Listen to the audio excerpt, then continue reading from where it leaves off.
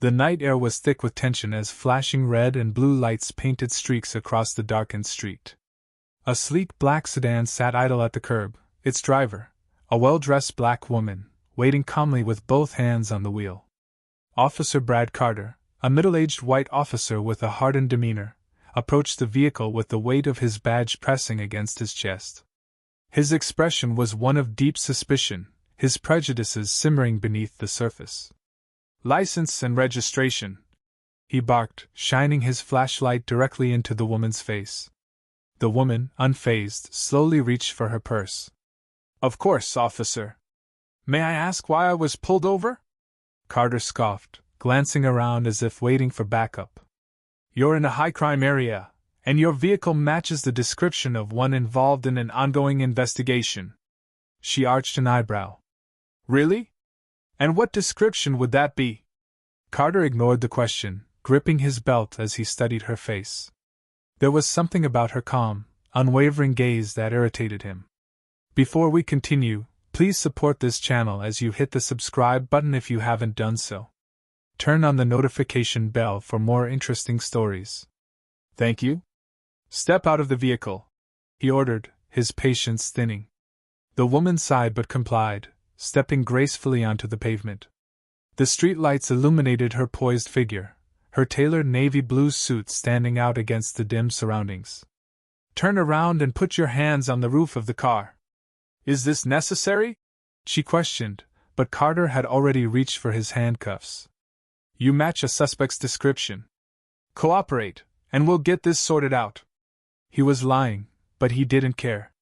Before she could respond, he yanked her wrist back with unnecessary force, snapping the cold metal cuffs around her wrists.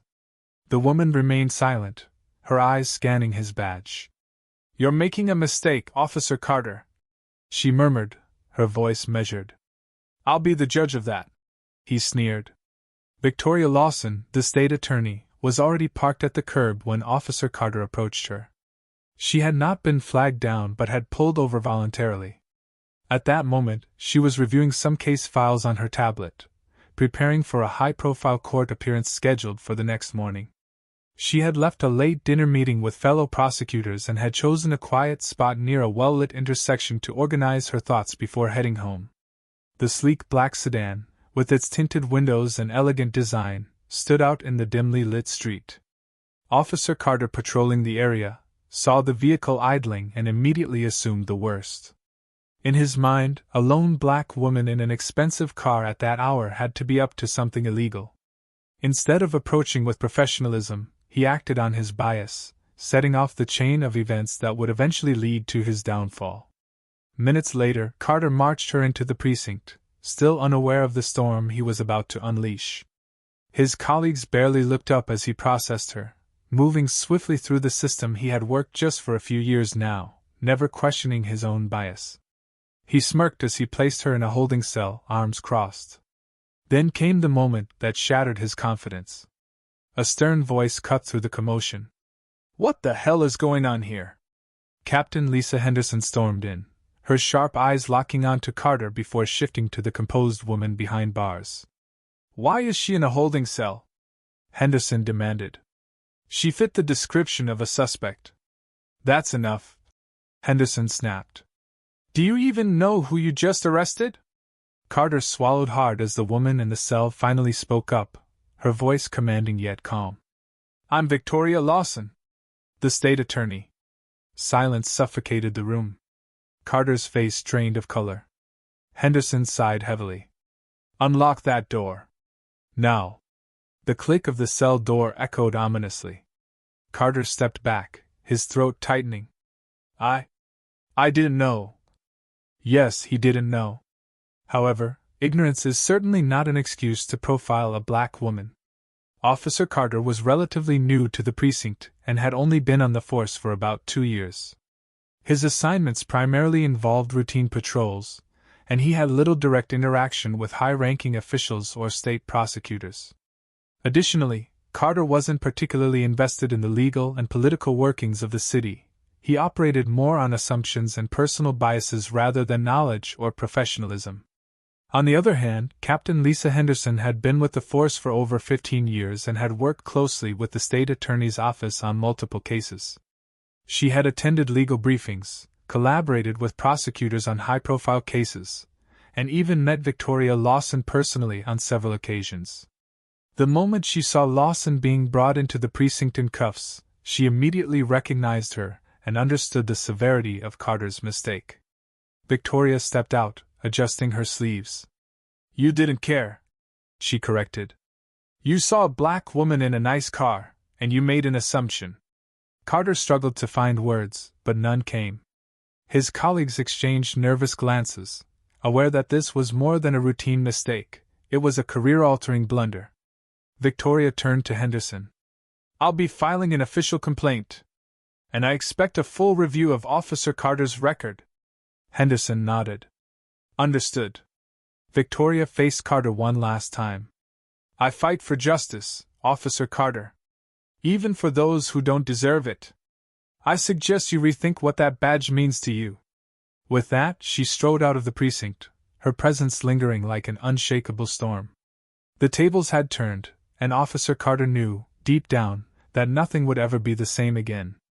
The weight of the moment settled over the courtroom like a heavy storm. Officer Carter, still standing before the judge, felt the walls closing in. The murmurs of the audience grew louder, a mix of disbelief, satisfaction, and anger weaving through the air. State Attorney Victoria Lawson didn't gloat. She didn't smirk. She simply met Carter's eyes, her expression unreadable. "Now, Officer Carter, you will be held accountable just as any citizen would be," she said firmly, her voice carrying the full weight of justice. Lawson, as the state attorney, played a key role in ensuring justice was served, but she remained on the prosecution's side rather than acting as a judge. Her presence in court was powerful, though. She was no longer the one being wrongfully accused but rather the one holding Officer Carter accountable. The judge, recognizing the weight of the case, conducted the proceedings with strict adherence to the law, making sure everything was handled fairly and transparently. The judge, seeing no reason to delay, proceeded with his ruling. "Officer Carter, based on the overwhelming evidence of misconduct, false arrest, and racial profiling, the court finds probable cause to move forward with charges. You are hereby suspended from duty, pending trial." Gasps rippled through the courtroom. Carter's face drained of color. His hands trembled as he clenched them into fists. "This is ridiculous," he muttered. The judge ignored him. "Bail is set at $50,000. You will surrender your badge and firearm immediately." Victoria watched as two uniformed officers, Carter's own colleagues, stepped forward. There was a moment of hesitation before one of them removed Carter's badge from his chest. The same badge he had used as a weapon against her. The irony was suffocating. Carter's eyes darted around the room, searching for support. But his fellow officers remained silent, their expressions unreadable. The realization hit him: he was on his own. As Carter was escorted out, Victoria exhaled slowly. Justice had taken its course, but it didn't erase the pain.